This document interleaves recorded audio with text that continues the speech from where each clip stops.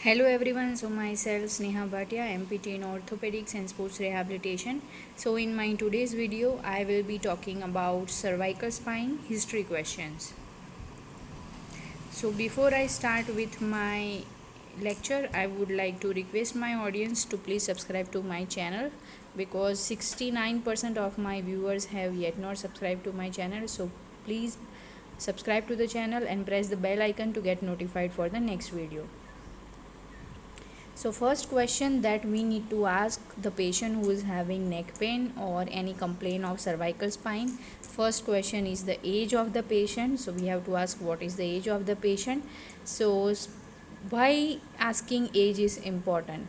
Because if we are suspecting spondylosis, then it is most commonly seen in persons who are aging 25 years or older, and it is present in 60% of those older than 45 years and 85% of those older than 65 years of age. Symptoms of osteoarthritis do not usually appear until a person is 60 years of age or older. So the next question that we have to ask the patient is the severity of the symptoms. So how severe are his or her symptoms? Okay, whether there was any injury. If any associated injury is present, then we have to take the history of the injury, and whether the person has suffered from any neurological injury. Sometimes there can be any injury which could have caused compression of the nerve roots, or any road traffic accident which could have led to a severe form of injury. So we have to ask if the patient has met with any injury and whether he is having any neurological consequences due to the injury.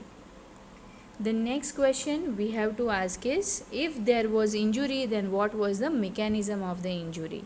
So for example, in case of whiplash injury, the patient will have burning sensation, so we can call them as burners, okay, burners or stingers. So if the trauma was there, so in case of trauma, what happened, whether there was stretching mechanism or overuse involved.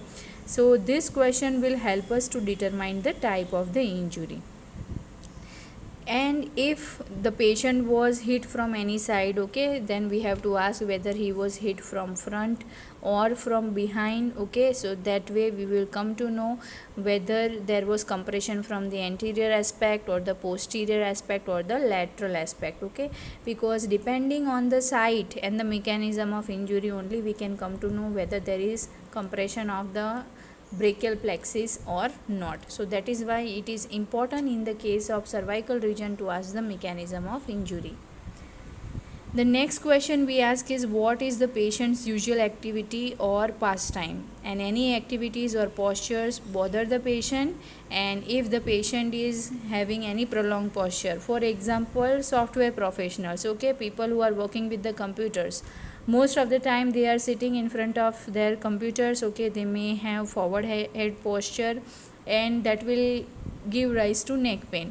So that is why whether the patient is spending more time in typing or in working at a desk or reading a book, and whether the patient is wearing glasses, okay, so all these questions are important. So that is why we have to ask the patient what activity or the posture patient is mostly in, and whether these activities or the posture are inducing the pain. Next question we have to ask is the head injury, okay, whether there was any history of head injury, and following the head injury, whether patient experienced loss of consciousness or not. So if he had suffered loss of consciousness, then whether it was a road traffic accident, it is important to know whether he was wearing seat belt or not while he met with the injury, okay. So because of by asking these questions only, we can come to know about the mechanism of injury, and we can come to know what structures might have got injured. That is why it is important to ask these questions. Next is, how long have the symptoms been present, and why we are asking this question? Because if it is a bone pain, then bony pain will occur almost immediately after the injury. If it is a muscle or ligament pain, then it may come immediately, or it can also come after some hours or days, okay. So that is why it is important to ask how long the symptoms have been present. And if there is myofascial pain syndrome, okay, so myofascial pain syndrome demonstrate generalized aching and at least 3 trigger point will be present, which have lasted for at least 3 months and with no history of trauma. That is why we have to ask the duration of the symptom, okay, whether the patient is having current episode, okay, or he is having the pain from 2 weeks, 3 weeks, or he is experiencing the pain since months. Next is the location of the pain, okay, most important, the site of the pain. So whether patient is having cervical radiculopathy, as we all know what is radiculopathy. Radiculopathy means patient will have neck pain and he will also have associated symptoms in the arms, okay, so tingling, numbness may be present in the arm as well as forearm region, okay.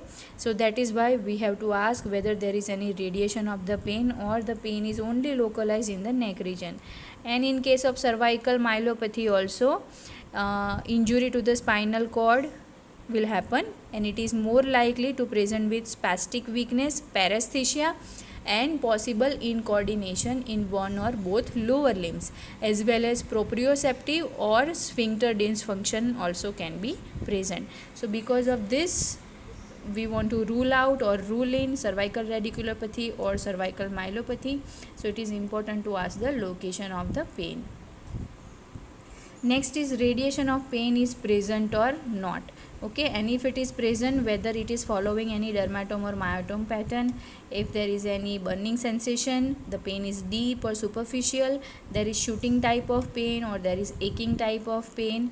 So that is why we have to ask this, okay. So for example, when an athlete experiences a burner, the sensation is like a lightning like burning pain into the shoulder and arm and followed by a period of heaviness or loss of function in the arm.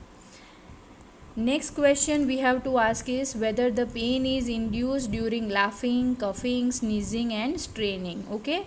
So if so, an increase in the intrathoracic or intra-abdominal pressure may be contributing to the problem. So that is why if there is some disc pathology also, the patient may often say that they experience the neck pain when they are sneezing or laughing or coughing, okay. So it is important to ask. So because if the patient is having pain while during these activities, then it may also indicate that there may be serious disc pathology. Next is whether the patient is having any associated headaches, and if headaches are present, then how frequently it occurs and how intense the headaches are, okay. So whether he is all the time experiencing the headache or it is intermittent in nature, that we need to ask. So signs of headaches during signs of headaches having a cervical origin, occipital or suboccipital component will be present to headache and neck movement will alter the headache. Painful limitation of neck movements will be present, abnormal head or neck posture will be there, suboccipital or nuchal tenderness will be present and abnormal mobility will be present at C0, C1, and sensory abnormalities in the occipital and suboccipital areas will be there. Next question we have to ask is, does a position change or alter the headache, okay.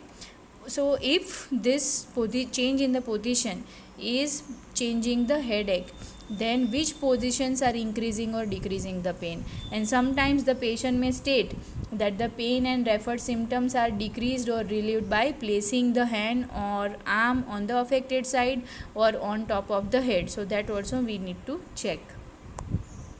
Next question we have to ask is, paresthesia or pins and needle sensation is present or not. So this sensation occurs if the pressure is applied to the nerve root. It may become evident if pressure is relieved from a nerve trunk. Numbness and or paresthesia in the hands or legs and deteriorating hand function all may relate to cervical myelopathy. Next is whether there is tingling in extremities, and if the tingling is present, then whether it is bilateral or unilateral, okay. So if it is unilateral symptom, then we can say that the nerve root compression will be only on one side, and if the patient is experiencing bilateral symptoms, then it means that there can be nerve root compression on both the side, okay. Next is lower limb symptoms. So if the patient is also experiencing any lower limb symptoms along with the upper limb symptoms, because this finding may indicate a severe problem affecting the spinal cord, that is the myelopathy, and these symptoms may include numbness, paresthesia, stumbling, difficulty walking, and lack of balance or agility. All of these symptoms could indicate cervical myelopathy. And likewise, signs of sphincter, that is the bowel or bladder, also will be having dysfunction. Next is, does the patient have any difficulty walking? So again, if the patient is having difficulty in walking, then it may also indicate cervical myelopathy. Next is, does the patient experience dizziness and faintness or seizures? Okay, so if they are experiencing dizziness or giddiness, then what is the degree, frequency, and duration of the dizziness? Is it associated with certain head position or body position? Because semicircular canal problems or vertebral artery problems can lead to dizziness. Falling with no provocation while maintaining conscious is also sometimes called as drop attack. So we have to ask the patient if he is having drop attack or not. Next is the condition improving, worsening, or staying the same? So patient has come to you with certain chief complaints. So we have to ask the patient whether these chief complaints are his pain or whatever signs and symptoms he is experiencing, whether it is staying the same, or it is improving, or it is worsening. We have to ask the aggravating and relieving factor. What is aggravating factor? Aggravating factor means the activities or the movements which is increasing the pain of the patient, and relieving factor means the activities or the movements which is reducing the pain of the patient. So by coming to know aggravating and relieving factor, it will help us to make a proper diagnosis, and also will help us to identify which movement we should give to the patient for exercise. Okay, for example, if the patient says that extension is increasing the pain, extension is the aggravating factor for that patient, then we should not prescribe him any movement or any exercises which is including extension movement, because while performing the exercise, patient may be having pain. Rather than reducing his pain, we are going to increase his pain by prescribing extension exercises. That is why it is very important to ask the patient about the aggravating and the relieving factor. Next is restriction when performing range of motion. So as we all know, in the cervical region we have flexion, extension, lateral flexion, and rotation movement. So any of these movements are having any restriction or not? If it is having restriction, then we have to find out why the restriction is present, and as a physiotherapist we have to try to give mobility to that particular structure or joint so that the range of motion is getting improved. Next is the patient mouth breather? So if he is a mouth breather, then whether he is having forward head posture and activity of accessory respiratory muscles is present or not. So this question is also helpful, because some patient who will be experiencing breathing difficulties, they will be using accessory muscles for respiration, and because of that also they may experience neck pain.